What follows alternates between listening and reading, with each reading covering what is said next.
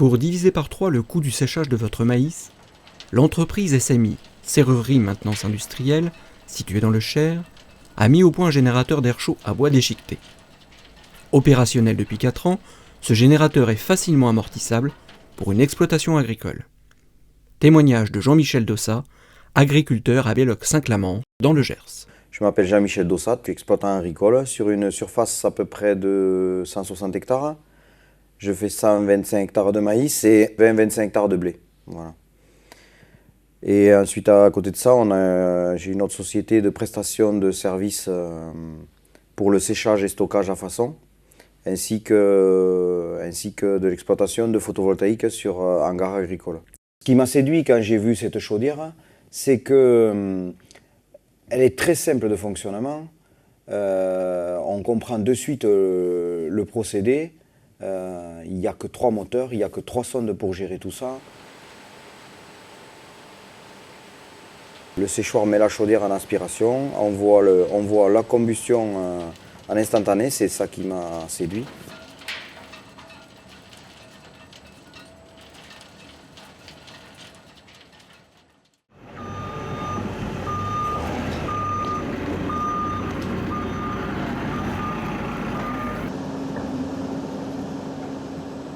Au lieu que ce soit une veine d'air chaud fabriquée par du gaz ou du fioul, là c'est une veine d'air chaud fabriquée par de la biomasse.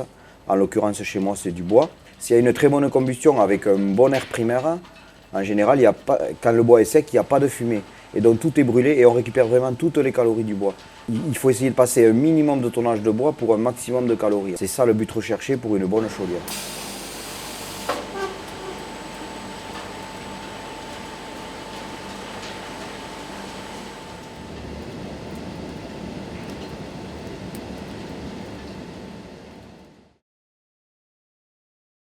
Par rapport au gaz, on est à un coût de bois qui est de l'ordre de 3 fois moins cher.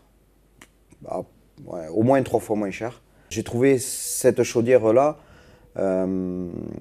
assez abordable par rapport à d'autres constructeurs étrangers. Pour sécher 4500 tonnes de maïs environ, bon, cette année il est très humide donc j'en ai séché moins, mais pour sécher 4500 tonnes, il faut compter entre 250 et 300 tonnes de bois qui vont me coûter au final 23 000 euros ou 24 000 euros.